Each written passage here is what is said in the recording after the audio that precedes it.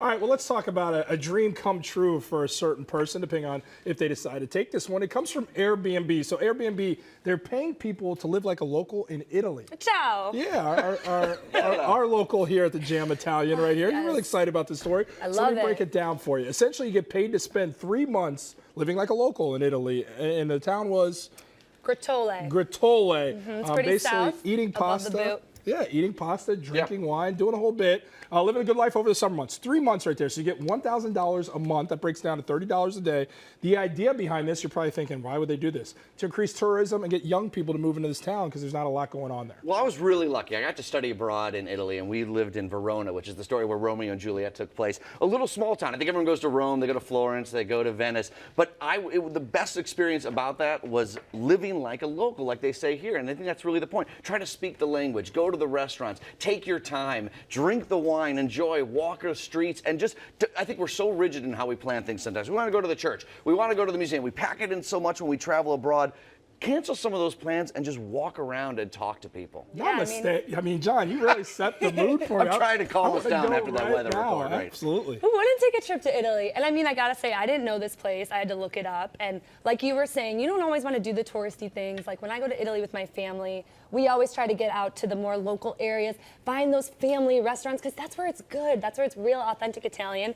And also, if I could do this to go anywhere, it would be hands down Italy. The Italians know how to live. Like dinner is 3 hours. You sip the wine. You eat the pasta. You Allora. eat the pasta. I'm just like envisioning it. Can't you all see it now? The way you're painting it, for Daydream? sure. Yeah, I like it. So I think that's a great question there. You said Italy would be your one place. John, especially on a day like today, I'm giving you full reign. One place in the world that John Hansen can go. Where is it? Norway. Like I have a today. terrible answer. It's even colder. I love the Nordic countries and the peace of the snowfall. And yes, I love a cold environment, being out there. No wonder he's so happy with this bogus weather out What? here. Norway, sure. I've never actually been, so that's like next on my bucket I list. can hear people booing me in my ear for that response. What about you? Turks and Caicos, are you kidding me? Okay. It's a place I've been before. It's where I proposed to my fiance. Take that all away. I want a beach right now, man. That water Right, is Crystal? blue. Like I want some blue waters. I want some blue skies. I want some sunshine. I want that drink with the umbrella in it. Mm-hmm. I mean, if we're talking today, maybe. But Italy, come on. Have you stay been? with Italy. No, you guys are the bougie ones. I've never gone anywhere. Turks and Really? Caicos is what I said because it's all I know. I've It's the never only been place I've anywhere. He's like before. a regular in Turks and Caicos. Everyone knows your name. I will say that if Airbnb is playing, I will go anywhere they want me to go. I think it's Like a at the end of the cool day, bit. right. They should start doing this for places all across the world. Right. Maybe not even some of the nicer places. Places they're trying to Boost it. boost it. And get Smaller towns with some hidden Love it. secrets, for Yeah, sure. Like what about that small town outside of Omaha or something? Like Airbnb. Right, well, maybe not bring- Omaha. I don't know. Bring people in. I think it's a good idea. I'll still go anywhere for free. Do you guys ever get jealous of your partner? No. Okay. You're talking about successes. Successes. That's Okay. right, because Kevin Bacon, everybody knows the uber famous movie star. There he is, and that's his wife, Kyra Sedgewick. So he opened up, essentially said he's super jealous of his wife, Kyra Sedgewick. And Bacon, while honoring his wife at an award show, he said, she's got this whole boatload of awards and nominations. He kind of said it in jest. He says, I know this because I was super, super jealous of that. I'm hoping that'll happen for me someday. Now, he's won a Golden Globe. He's had success.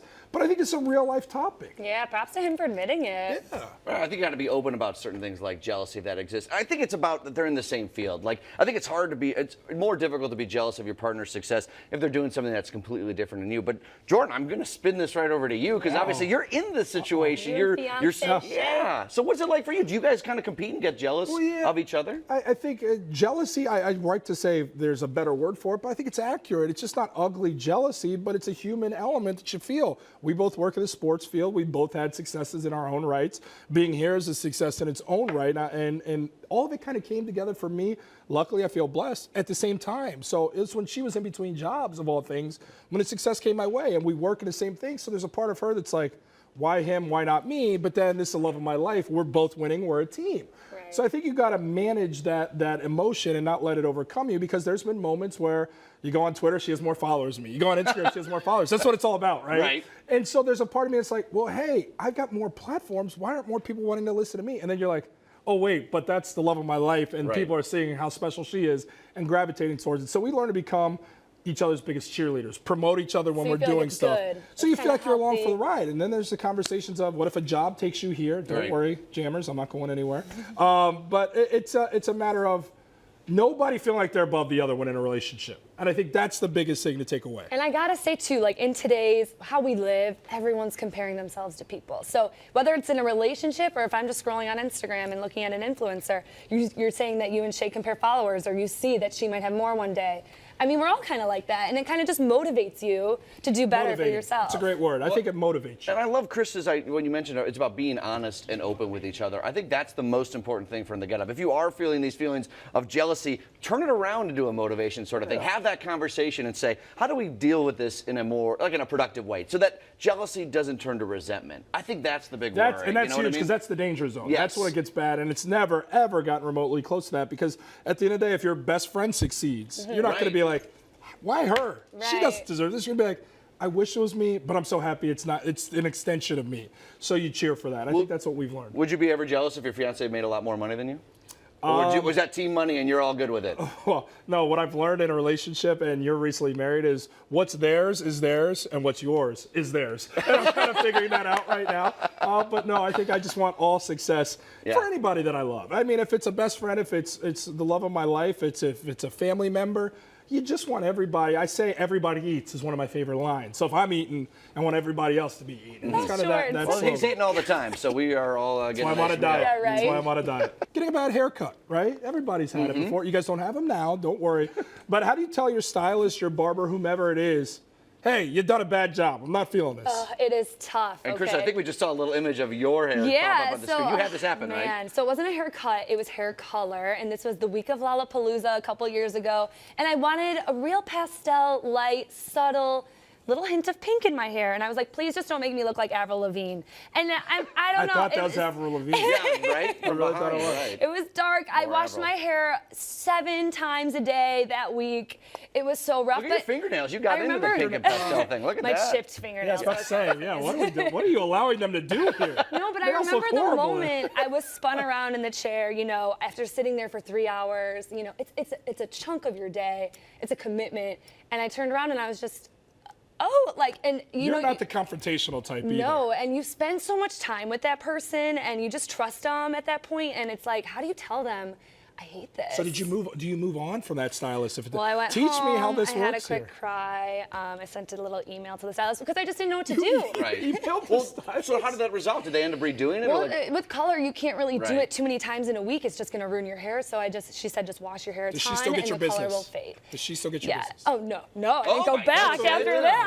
Wow. Well, see, Chrissy, you're such a nice, kind person Yes. that I get that. But like in a service-related business, if I am paying for that service, I am speaking up the moment they turn that chair on. I have no problem. Obviously, my hair is not as wonderful as yours, Krista. But like, if there's something that's just a little off or it's not quite right around the ears, I'll just say, look, great job, but this is this, and I just start pointing things Guys out have it because so you pay easy. for it. You know, How? you get your haircut 2 times a week, and it takes 20 minutes or so.